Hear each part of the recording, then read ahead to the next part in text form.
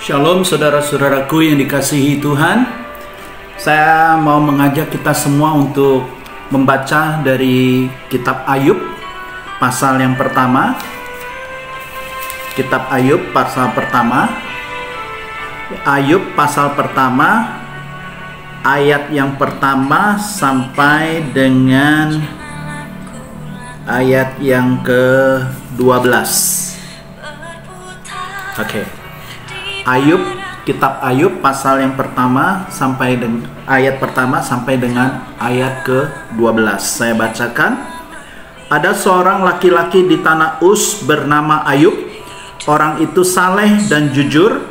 Ia takut akan Allah dan menjauhi kejahatan. Ia mendapat 7 anak laki-laki dan 3 anak perempuan. Ia memiliki 7.000 ekor kambing domba, 3.000 ekor unta, 500 pasang lembu, 500 keledai betina, dan budak-budak dalam jumlah yang sangat besar, sehingga orang itu adalah yang terkaya dari semua orang di sebelah timur.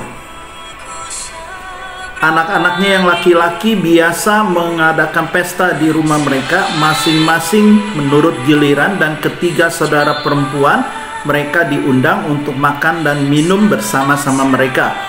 Setiap kali apabila hari-hari pesta telah berlalu, Ayub memanggil mereka dan menguduskan mereka keesokan harinya. Pagi-pagi bangunlah Ayub, lalu mempersembahkan korban bakaran sebanyak jumlah mereka sekalian. Sebab pikirnya, mungkin anak-anakku sudah berbuat dosa dan telah mengutuki Allah di dalam hati. Demikian dilakukan Ayub senantiasa. Pada suatu hari datanglah anak-anak Allah menghadap Tuhan, dan di antara mereka datanglah juga iblis. Maka bertanyalah Tuhan kepada iblis, "Dari mana engkau?" Lalu jawab iblis kepada Tuhan, "Dari perjalanan mengelilingi dan menjelajah bumi." Lalu bertanyalah Tuhan kepada iblis, "Apakah engkau memperhatikan hambaku Ayub? Sebab tiada seorang pun di bumi seperti dia, yang demikian saleh dan jujur, yang takut akan Allah dan menjauhi kejahatan." Lalu jawab iblis kepada Tuhan, "Apakah dengan tidak mendapat apa-apa Ayub takut akan Allah? Bukankah engkau yang membuat pagar sekeliling dia dan rumahnya serta segala yang dimilikinya? Apa yang dikerjakannya telah kau berkati, dan apa yang dimilikinya makin bertambah di negeri itu. Tetapi ulurkanlah tanganmu dan berjamalah segala yang dipunyainya. Ia pasti mengutuki engkau di hadapanmu." Maka firman Tuhan kepada iblis, "Nah, segala yang dipunyainya ada dalam kuasamu. Hanya janganlah engkau mengulurkan tanganmu terhadap dirinya." Kemudian pergilah iblis dari hadapan Tuhan. Saudara-saudara yang dikasihi Tuhan, kalau kita membaca kitab Ayub ini, memang kita sudah tahu ceritanya ya. Kitab Ayub ini bicara mengenai kesulitan, masalah, penderitaan. Bahkan bukan sampai di situ saja, apa yang dimiliki itu habis musnah. Ratusan lembu, ternak, kambing, apapun. Bahkan sampai dirinya pun menderita karena penyakit kusta yang dikatakan di dalam Alkitab adalah kusta yang susah disembuhkan. Ya, bahkan dicatat juga di dalam Alkitab bahwa Ayub menderita, paling menderita selama sejarah manusia yang ada. Nah, saudara-saudaraku yang dikasihi Tuhan, makna apa yang kita mau belajar dari pengalaman Ayub? Kita mungkin kalau kita baca Alkitab itu sudah ada endingnya, kita sudah tahu. Ya, kalau kita baca kitab Ayub khususnya, kita tahu bahwa bagaimana endingnya. Ya, Tuhan memulihkan. Jadi dengan mudah sekali kita mengerti, ya. Dan kadang-kadang karena kita mengerti, kita tahu bahwa kalau kita punya masalah pasti Tuhan membereskannya. Ada solusi. Itu seperti kisah Ayub. Betul. Itu tidak salah. Tetapi satu hal yang saya mau katakan, bahwa waktu itu Ayub mengalami penderitaan, dia belum tahu ujungnya seperti apa. Dia tidak tahu dia akan seperti apa.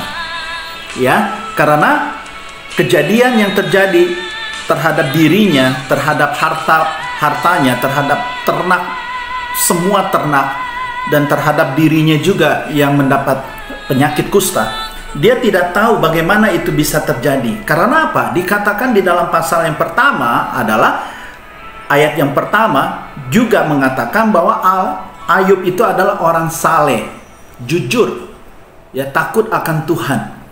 Bahkan setiap kali anak-anaknya yang sudah berpesta, dia menguduskan anaknya juga karena dia takut anak-anaknya itu berbuat dosa. Jadi ini sempurna sekali. Ya, jadi sampai anak-anak pun dia takut bahwa Tuhan marah terhadap perbuatan anaknya karena pesta pora. Oleh sebab itu dia lakukan, bangun pagi-pagi dan memberi kurban agar Tuhan berkenan atas perbuatan anak-anaknya yang mungkin mabuk-mabukan juga. Nah, saudara-saudaraku yang dikasihi Tuhan, kalau kita bahas Ayub, gampang sekali karena kita tidak merasakannya, ya. Ataupun kita merasakannya, kita ingin, oh nanti juga ada jalan keluar, Tuhan akan memberi jalan keluar, betul, ya. Tetapi satu hal yang saya mau mengajak kita merenung, masuk ke dalam penderitaan Ayub, ya, merenungkan atau menggambarkan atau merasakan apa yang terjadi saat itu. Ayub begitu saleh, takut akan Tuhan, jujur, tidak ada cacat di mata Tuhan. Tetapi terjadi sesuatu yang dia juga tidak tahu. Bahkan dia mengoyakkan sampai kehilangan semuanya. Dia berdiri dan mengoyakkan bajunya dan mencukur rambutnya dan berkata bahwa dengan telanjang aku datang dari kandungan ibuku, dan dengan telanjang juga aku akan kembali ke dalamnya. Dan dia katakan, Tuhan yang memberi, Tuhan yang mengambil. Luar biasa. Ya, dia tidak menyalahkan Tuhan sama sekali. Dia tidak menuduh kenapa ini, kenapa itu. Ya, kalau kita baca selanjutnya kita sudah tahu bahwa istrinya menyalahkan dia. Teman-temannya juga menyalahkan dia. Mungkin ada dosa yang dialami sehingga apa yang dimiliki habis semua. Bukankah sekarang juga kita gampang sekali mendengar kalau ada orang yang jatuh sakit, ada orang yang menderita, atau ada orang yang jatuh miskin, pasti perkataannya adalah, pasti yang ada kata-kata yang dilontarkan adalah, wah pasti kamu terkutuk, kamu ada berbuat salah, coba kamu teliti apa yang sudah kamu lakukan. Ya, sekarang banyak orang-orang seperti itu. Kalau melihat orang susah, jatuh sakit, jatuh miskin, kehilangan pekerjaan, lalu dengan mudah kita mencap, menghakimi bahwa dia berdosa. Ya, bahkan ada setannya, ada kutuk, doa pelepasan dan hal-hal seperti itu. Tetapi apakah kita tidak bisa berdiam diri untuk sejenak kita merenung, memberikan Tuhan kesempatan untuk berbicara pribadi lepas pribadi. Ya, tetapi kita seringkali seperti itu. Mungkin kita yang menghakimi orang lain, ya, ada sesuatu perbuatan yang tidak menyenangkan, atau ada sesuatu yang dialami oleh saudara-saudara seiman kita, lalu kita mudah mencapnya. Ya, apalagi kalau misalkan ya ini bukan menyinggung ya, tetapi ini buktinya kalau ada jemaat yang menderita atau punya kesulitan atau berdoa belum dijawab, hamba-hamba Tuhan, mungkin pendeta juga yang di mimbar menyarankan harus periksa apakah ada perbuatan yang tidak menyenangkan Tuhan, ada doa yang belum diselesaikan, atau doa yang tidak sempurna, atau perbuatan apa segala macam, ya, dilabelkan kepada orang itu. Tetapi tatkala pendeta sendiri berdoa belum mendapatkan, lalu jawabannya apa? Ya, Tuhan akan memberikan yang terbaik. Jadi terhadap jemaat, kita menuduh dia bahwa ada dosa apa harus diperiksa. Tetapi bagi hamba Tuhan, perkataannya beda. Mungkin Tuhan akan memberikan yang terbaik. Nah, apakah ini jadi standar yang ganda? Kan seperti itu. Ya, oleh sebab itu banyak orang-orang yang sekarang seperti teman-temannya Ayub yang berusaha menghibur atau berusaha menjatuhkan atau berusaha menyarankan, tapi ujung-ujungnya adalah menuduh bahwa ini dosa lah, ini kutukan lah, ini apalah, itu apalah gitu. Tanpa kita mengerti bahwa sebenarnya ada rencana Tuhan di dalamnya. Nah, ingat, Ayub juga mengatakan, Tuhan yang memberi, Tuhan yang mengambil. Ya, dengan telanjang aku keluar dari ibuku, keluar dari kandungan ibuku, dan dengan telanjang aku akan kembali ke dalamnya. Luar biasa. Ya, dia tidak menyalahkan Tuhan sama sekali. Dia tidak menuduh. Bahkan sekalipun istrinya juga mengatakan, apakah engkau masih mau menyembah Tuhanmu itu yang sudah memberikan penderitaan, atau tidak membantu, menolong, menjagai apa yang dia punyai? Tetapi apa yang dia katakan oleh Ayub? Engkau sudah gila. Apakah engkau hanya mau menyembah Tuhan hanya karena dia sudah memberikan? Hanya diberkati baru kita baru mau menyembah Tuhan. Nah, jadi ingat, kisah Ayub ini dikarenakan bukan dosanya. Ya, kisah Ayub ini sendiri diizinkan oleh Tuhan. Nah, saya tidak mau bicara mengenai mengapa setan itu atau iblis bisa berkomunikasi dengan Tuhan. Ya, ini ada penafsiran, tapi saya tidak mau masuk ke dalam situ karena itu bukan intinya. Tetapi intinya adalah di sini saya mau katakan bahwa seringkali kita sudah memiliki banyak hal, itu juga menjadi ujian kita, cobaan kita, dan Tuhan juga izinkan. Ya, dengan kita sudah diberkati sekian banyak, sebanyak apapun yang kita sudah miliki, Tuhan juga kadang-kadang mengizinkan, mau mencobai kita, mengizinkan, mau menguji kita, hati kita apakah masih ada percaya kepada Dia. Ya kan? Nah, ini yang menjadi pelajaran buat kita semua. Seringkali kita sudah diberkati dan kita tidak siap untuk diambil kembali oleh Tuhan. Memang tidak enak apa yang kita sudah miliki, yang Tuhan sudah kasih, lalu diambil kembali oleh Tuhan, itu pasti tidak enak. Ya, jadi kita jangan sorohani, nggak apa-apa. Tidak, pasti tidak enak. Karena apa? Karena Tuhan yang kasih atau sesuatu yang Tuhan kasih itu pada dasarnya nikmat. Lalu itu diambil, berarti nikmatnya hilang dan pasti kita tidak mau. Ya. Nah, tatkala kita sudah hilang itu, persoalannya bagaimana kita bersikap di hadapan Tuhan. Ya, kita bersikap. Nah, di sini saya mencatat beberapa hal yang indah itu adalah harta benda Ayub itu boleh hilang. Tetapi dia katakan kepada iblis bahwa hanya satu yang tidak boleh, yaitu menyentuh dirinya, yaitu mengambil nyawanya. Nah, di sini saya mau katakan bahwa bagi Tuhan, harta yang kita miliki, berkat yang kita miliki, kita dapatkan dari Tuhan, bagi Tuhan itu tidak lebih penting daripada nyawa kita.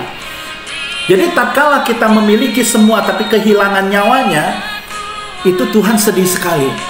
Dan Tuhan tidak mau itu terjadi. Ya, karena Tuhan menyayangkan kehilangan nyawa itu. Nah, oleh sebab itu Yesus datang, firman Tuhan yang menjadi manusia untuk menyelamatkan nyawa kita. Ingat, harus dicatat, bukan memberkati kita. Nah,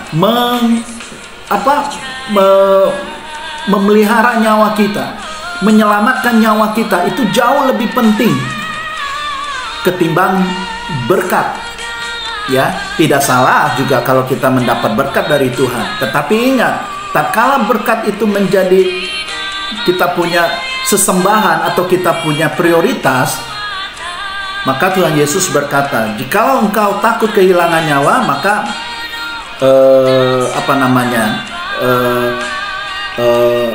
maka kamu akan hilang. Ya, jadi Tuhan mau mengatakan bahwa materi, harta benda itu tidak lebih penting daripada nyawa, ya, keselamatan. Nah, oleh sebab itu, sekalipun banyak orang yang menuduh Ayub ini berbuat dosa, ya, terus istrinya juga, tetapi Ayub tetap bersikap. Ya, nah, saudara-saudaraku yang dikasihi Tuhan, dari pasal yang pertama, lalu endingnya di pasal yang ke-42 ini yang saya suka. Ya, dikatakan apa? Pasal yang ke-42 kita baca. Pasal ke-42. Ya, kita baca.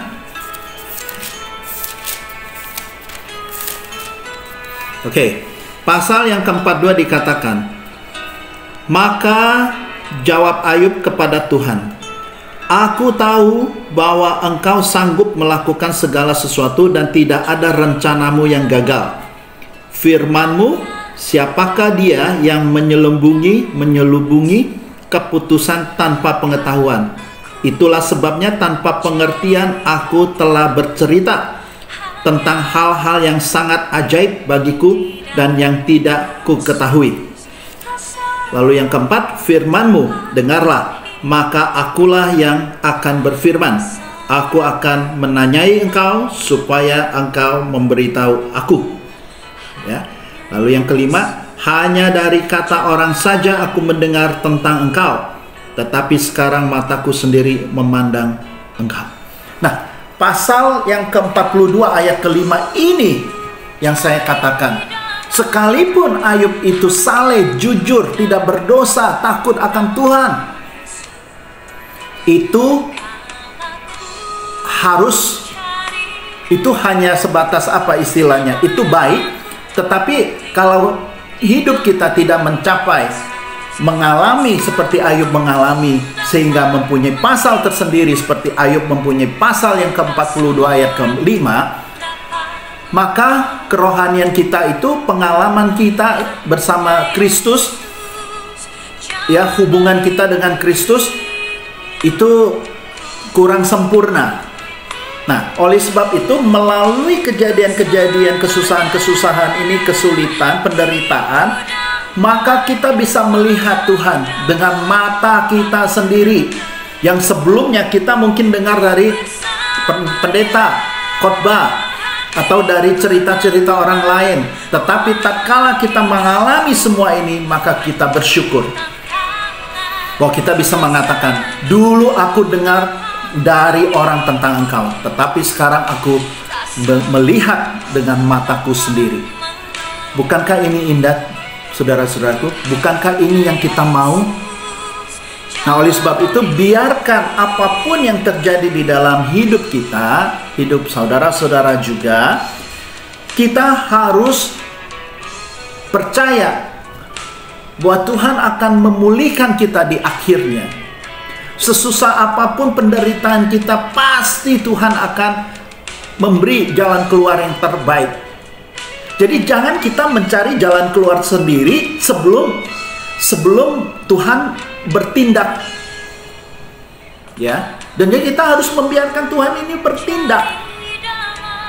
Misalnya di dalam keluarga, mungkin kita tahu bahwa keluarga ini tidak mulus-mulus saja, pertikaian, pertengkaran, bahkan ada yang pemukulan, KDRT dan sebagainya. Itu pasti tidak mengenakan, ya. Tetapi satu hal yang saya mau katakan, jangan coba-coba menyelesaikan permasalahan keluarga dengan cara kita, misalnya bercerai, atau kalau KDRT melapor polisi, ya. Hal-hal seperti itu memang tidak populer nasihat ini, tetapi ingat, kalau Tuhan bilang tidak boleh bercerai, ya, penghakiman ada di tanganku, ya sudah, kita harus percaya.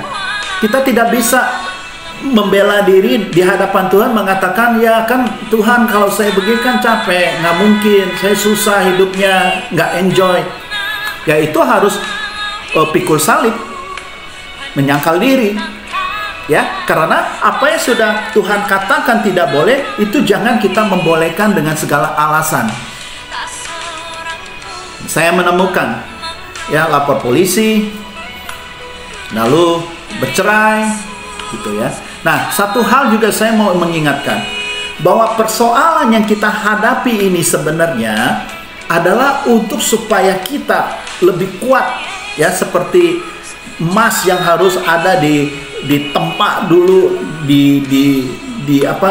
dibakar dulu supaya menjadi emas yang murni. Nah, oleh sebab itu masalah-masalah yang datang kepada kita harus kita periksa juga bahwa ini kesalahan masing-masing atau kesalahan kita sendiri atau apa nih. Tetapi apapun alasannya, bagaimanapun itu datangnya masalah, tetap ada hikmat yang harus kita sertakan di dalam persoalan ini supaya pintu jalan keluar yang Tuhan sediakan itu bisa terbuka dan itu pasti baik. Nah, bukankah Ayub juga tidak tahu bahwa endingnya seperti apa?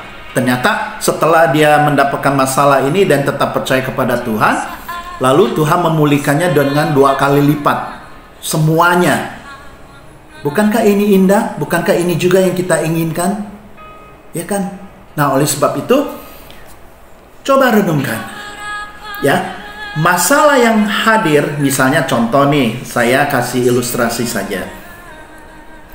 Kalau masalah datang lalu kita selesaikan dengan cara kita, berarti kita mencegah rencana Tuhan untuk kita supaya lebih baik itu tidak terjadi untuk sementara.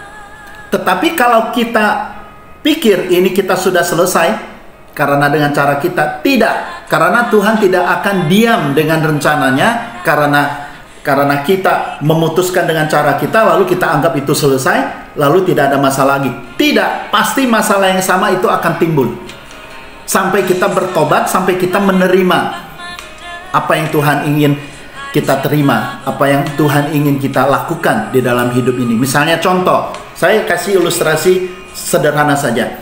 Misalnya kita seorang teller di bank, ya, di bank gitu.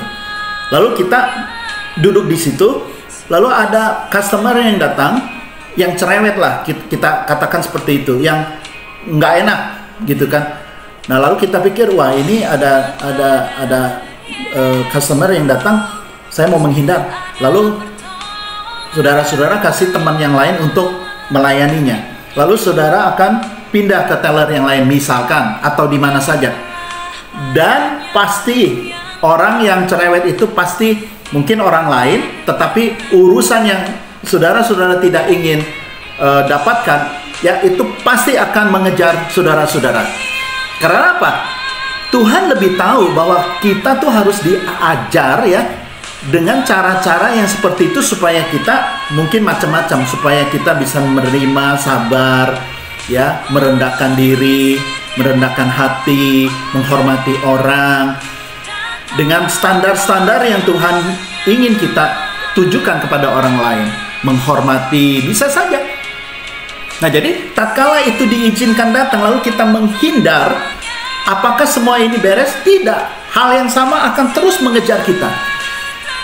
Bahkan makin panjang, makin lama. Sehingga kita merasa susahnya tuh makin lama. Nah, kalau ada masalah datang, biarkan kita belajar bersama dengan Tuhan. Tuhan pasti menyertai di dalam persoalan kita.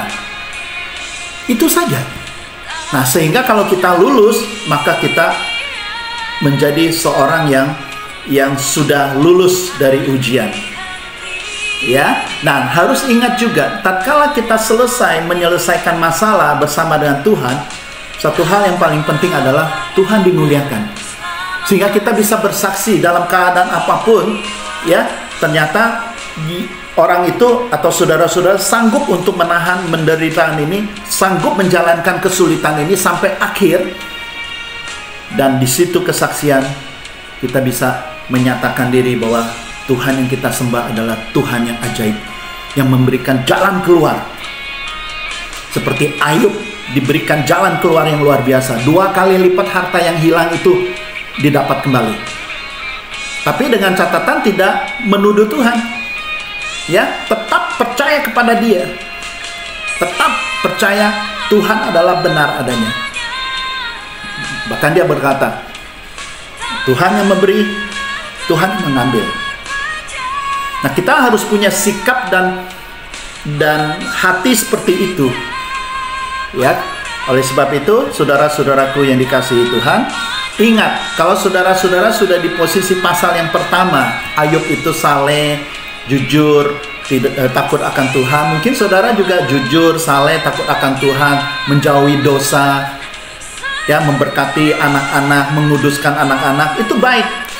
Tetapi kalau pasal 42 yang dari Ayub ini, yang ayat yang kelima, tidak saudara-saudara alami, dengan mata kepala sendiri kita memandang Tuhan, maka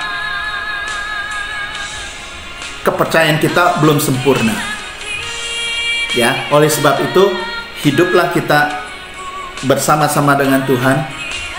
Alami apa yang Tuhan mau kita alami. Jangan mengelak.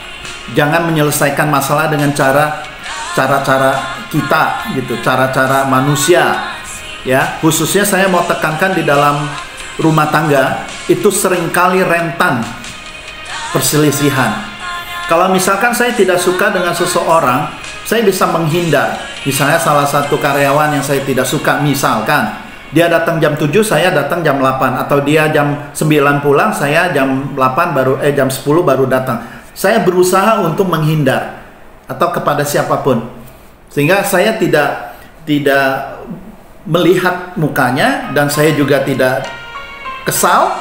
Tetapi dalam hal ini bukan sesuatu yang membuat kita akan menjadi dewasa rohani atau hikmat kita tidak jalan. Tetapi dengan pasangan kita kesal dengan pasangan kita, mau tidak mau setiap hari ketemu. Nah, apakah karena kita kesal lalu kita memutuskan kita cerai, saya nggak mau ketemu kamu lagi, saya tidak mau melihat kamu lagi? Bukan begitu. Justru melalui persoalan ini, ketidaksamaan Tuhan mau menunjukkan bahwa kuasa Dia lebih besar. Dan Dia bisa memulihkan apa yang kita tidak suka. Nah, oleh sebab itu, di dalam keluarga, kalau ada masalah, bicaralah kepada Tuhan. Bicarakan. Tuhan, ini pasangan yang Kau berikan. Sekarang saya ada masalah dengan dia. Biar Tuhan yang bantu untuk menyelesaikan. Ya, jadi tidak bisa kita tidak suka lalu kita menyelesaikan dengan cara sendiri lalu memberikan alasan ini itu. Apalagi sampai bercerai. Ya, sampai KDRT lalu melapor polisi sana sini. Dan itu tidak baik. Apalagi yang punya anak. Ya, anak-anak akan terganggu melihat orang tuanya seperti itu. Nah, oleh sebab itu, belajarlah seperti Ayub. Bahwa dalam keadaan apapun, situasi apapun, sekalipun harta bendanya hilang, ya, ternak-ternaknya hilang, dan dia sendiri mengalami penyakit, kusta yang sangat susah disembuhkan, tetapi dia tetap berdiri tegak dan dia katakan, Tuhan yang memberi, Tuhan yang mengambil. Dengan telanjang aku keluar dari kandungan ibuku dan dengan telanjang aku akan kembali ke dalamnya. Luar biasa, ya. Nah, kita mau belajar. Biarkan Tuhan bekerja di dalam kehidupan saudara masing-masing. Dan saya percaya satu hal, bahwa tidak ada jalan yang terlalu sulit yang Tuhan akan buka, atau tidak ada masalah yang sulit yang Tuhan tidak bisa bereskan. Ya, hanya percaya kepada Dia, dan dalam situasi apapun kita tetap percaya Tuhan Yesus akan menolong kita. Amin. Sampai jumpa. Tuhan memberkati.